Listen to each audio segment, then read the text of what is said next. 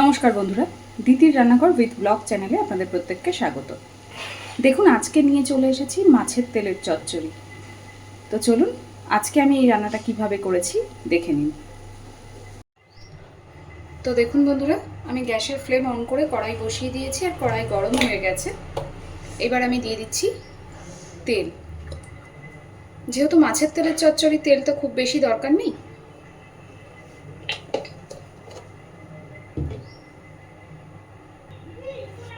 তেল খুব সুন্দর করে গরম হয়ে গেছে। এবার দিয়ে দিচ্ছি কেটে রাখা আলু আর বেগুন।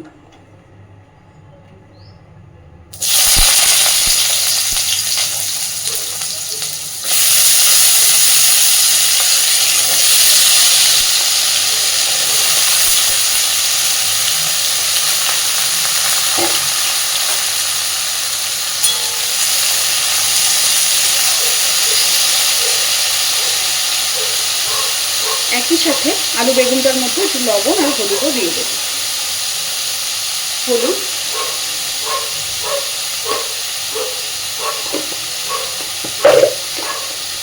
আর দিচ্ছি একটু লবণ।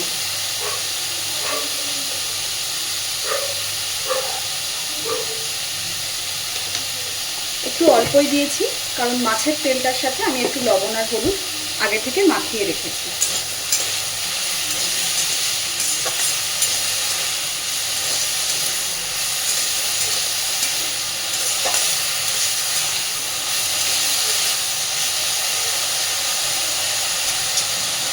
আলু আর বেগুনটাকে একটু ভেজে নিতে হবে আগে। দেখুন বন্ধুরা, আলু আর বেগুনটা আমার বেশ অনেকটাই ভাজা হয়ে গেছে। এইবার আমি এর মধ্যে দিয়ে দিচ্ছি পেঁয়াজ কুচি আর চেরা কাঁচা লঙ্কা। এখানে কিন্তু আমি পেঁয়াজগুলোকে একটু মোটা মোটা করে কেটেছি। মাছের তেলের চচ্চড়িতে এই রান্নাটাতে পেঁয়াজটা একটু মোটা মোটা করে কাটলে না, মুখে পড়ে, ওটা খেতে বেশি ভালো হয়।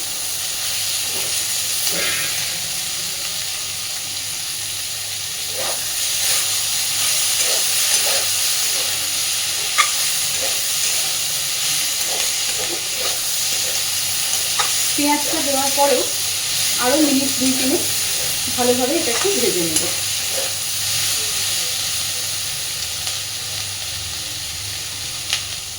দেখুন বন্ধুরা, পেঁয়াজটাও বেশ সুন্দর স্বচ্ছ হয়ে এসেছে।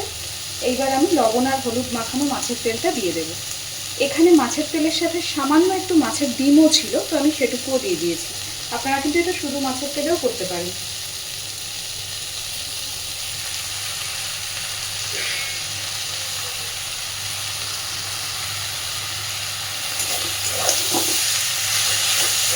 খুব ভালোভাবে এবার মাছের তেলটার সাথে একটু মিশিয়ে নেব।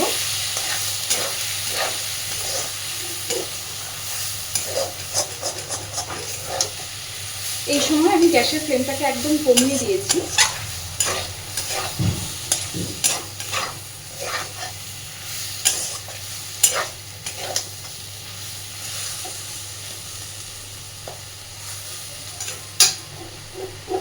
এইবার মিডিয়াম ফ্লেমে গ্যাসটা দিয়ে আস্তে আস্তে সুন্দর করে ভেজে নেব। দেখুন বন্ধুরা, এটা কিন্তু অনেকটাই ভাজা হয়ে এসেছে আর আস্তে আস্তে তেল ছাড়তেও শুরু করেছে।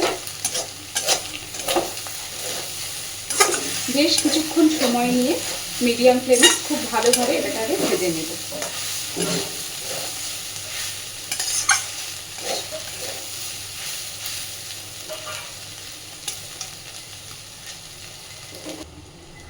দেখুন বন্ধুরা, এটা কিন্তু খুব সুন্দর করে ভাজা হয়ে গেছে।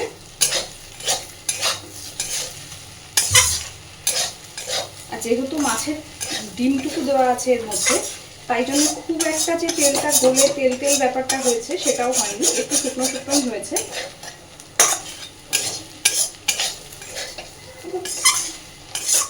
আপনারা শুধু মাছের তেল দিয়েই করবেন এই রান্নাটা, সেটাতে খেতে আরো বেশি ভালো হবে।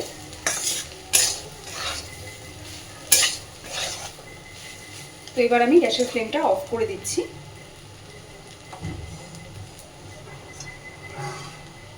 এইভাবে মাছের তেলের চচ্চড়ি বাড়িতে অবশ্যই একবার ট্রাই করবেন। গরম ভাতের সাথে খেতে ভীষণই ভালো লাগে। তো আমার এই রান্নাটা যদি আপনাদের ভালো লেগে থাকে তাহলে আমাকে জানাবেন। আর প্লিজ আমার চ্যানেলটাকে লাইক, শেয়ার এবং সাবস্ক্রাইব করে আমার পাশে থাকবেন। ধন্যবাদ।